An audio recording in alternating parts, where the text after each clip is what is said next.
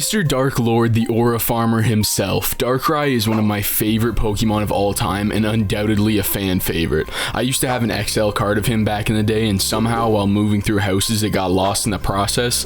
I haven't been the same since. But I digress. The mythical dark type of nightmares and scary shit. From being a misunderstood savior in the Rise of Darkrai to straight aura farming in the entirety of Pokemon Platinum. No joke, just sits there waiting for you for all of eternity. Probably still waiting at New Moon Island because I know your bum ass didn't get the member card in time for the event. Am I right? Well, regardless, today we're going to be going over some of the haunting tales of Darkrai's past and present, both fan favorites and lesser known stories. And if you enjoy this type of content, make sure to subscribe and let me know. I have more videos like these cooking in the vault. Let's begin. Everyone, and I mean everyone's favorite Darkrai appearance is of course in his very own movie, Pokemon The Rise of Darkrai. From the goated soundtrack to the unnerving feeling of seeing his shadow pass into the ground every 5 minutes or so, something about this movie was really special to me as a kid. It's actually a major reason as to why Darkrai is one of my favorite Pokemon of all time. It blended that perfect feeling of mystery and unease that was later revealed to be unwarranted, as Darkrai was the good guy all along, and he was actually the one trying to protect everyone even if they had a warped view of him. God, I remember looking over the water at the end just as you think he's gone forever. It's genuinely something special. You just had to be there when it was airing. But of course, the second best time to watch it if you're late to the party is the present. Seriously, the DVD is like 20 bones on Amazon. If you don't buy it, I will. Pokemon Rangers Shadows of Almia is a niche little 4-chapter comic that revolves around our guy once again. Hajime and Hitome are our protagonists and are newly enrolled students in the Ranger Academy. Kind of similar to AZ's Ange, they have a tower in their city with a crystal of light which eases the darkness inside of any Pokemon's heart. Who could have guessed it? A group of evildoers decide to fuck with the tower and attempt to take over the world via Pokemon. Darkrai is introduced as the good guy trying to stop these people from changing the crystal of light into one of darkness, as it helps him fight the evil that's in his own heart. Unfortunately, he's unsuccessful, and their former professor, Mr. Mirakido, turns Darkrai against our protagonist and dogs on them for a solid 5 minutes, before heading to the top of the tower to turn the crystal over once and for all. Hajime and Hitome rush to the top and use Pachirisus to attack Darkrai with electricity, which brings the light back to Darkrai's heart. Of course, Darkrai, being the demon he is, puts belt to ass on Mr. Mirakido, and wouldn't you know it, the city, and the world for that matter, is saved. In Pokemon Platinum, you get more of a lore experience out of Darkrai than any other game. It starts with a little dude struggling with nightmares in Conolave City, which of course is the MO of one naughty Pokemon. You guessed it, Darkrai. One way or another,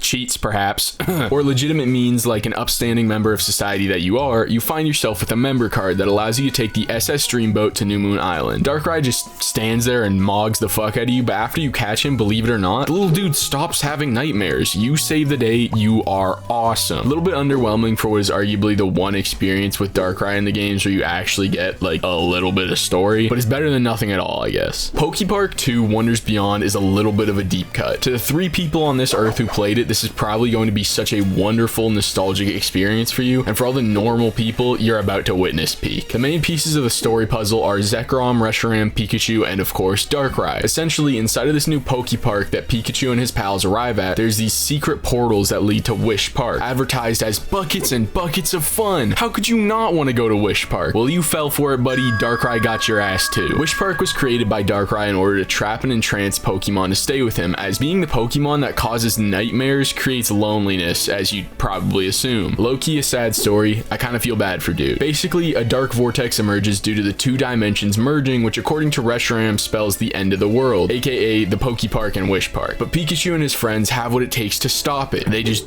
got it like that, I guess. Through a series of battles with Gothita and Darkrai himself, and a little bit of memory loss and regain on the way, our hero finds himself at Wish Palace. They battle Darkrai, and upon defeating him for the last time, the vortex begins to expand. Piplup brings a device to stop the vortex, but there's a catch. A Pokemon needs to bring it into the center, but when they use it, they won't be able to come back. Death in Pokemon, I know, shit kind of had me awestruck too. In a change of heart after seeing the destruction he caused, Darkrai takes the device and sacrifices himself for the greater cause. After the world is safe, Pikachu asks for the aid of Reshiram and Zekrom to bring back Darkrai from the void. Of course they oblige, because who could deny Pikachu and his cute little face the request of bringing back the Slayer of Worlds and all things holy. Darkrai sees the errors of his ways and promises to only spread peace and positivity. Yay, yet another happy ending. In the 104th episode of Diamond and Pearl, Darkrai makes a fun little little appearance. Ash and the gang are chilling about, meandering their way on over to Conalave Gym when they hear screaming inside. The gym referee explains that he's been having nightmares, and when the gang explores around, they realize everybody in the city has. It's not unnatural, of course, this area is home to Darkrai and Cresselia, but normally Cresselia helps with the ordeal according to Officer Jenny. Long story short, Jesse and James, the fraudster duo, have been on their Shopify dropshipping grind using a nightmare machine to sell people fake lunar wings and get a nice profit. Of course, in their infinite wisdom, the nightmare machine attracts the one and only Darkrai himself. Ash and the team are then thrusted into a quest to find Cresselia at Full Moon Island and get its help to fend off Darkrai. The battle between Cresselia and Darkrai ensues, where he gets fucked up and retreats into the night sky. Long story short. No more nightmares, everyone's happy, smiles for days yet again. Legend ZA, my old friend, I know, but we have to talk about it. It's actually one of the more semi-interesting things about the game. When you find Darkrai, he's in a pain state, repeating over and over to stay away, which implies he actually doesn't want to hurt you. Once again, maybe Darkrai is the good guy in all this, or at least he's not as evil as people think. After a lengthy battle with big old level 200 Rogue Mega Darkrai, he's released from the pain, which prompts Corinna to say this: "We saved Darkrai from the pain of Rogue Mega Evolution," which in my mind implies, combined with the whole stay away bit, that he doesn't actually want to hurt you and you just get caught up in his roguey evilness. I'm starting to notice a pattern with this Darkrai guy. I think maybe he doesn't want to be evil. You hear that, writers? Leave him alone. Let me know what you guys think about this one. Is Darkrai inherently evil, or is he just constantly put in shit situations? Darkrai doesn't have that many stories to tell in terms of mainstream media, to be fully honest. There's like one more episode of the anime and a handful of appearances in the games that aren't as simple as just getting him alongside 20 other legendaries in the same quest, but I believe I've collected all the most interesting Darkrai encounters to date from the Pokemon franchise. Easily top 5 Pokemon of all time for me. I even paid somebody on eBay one time so I could get a shiny one at BDSP. Best $5 I've ever spent. Haven't touched the game since. Let me know what you guys think and if Darkrai is one of your all-time Pokemon goats as well. And please make sure to drop a sub if you like these videos. I have plenty more coming. Thank you all for watching and have an absolutely splendid day. Hopefully one without any more mention of nightmares. Ooh.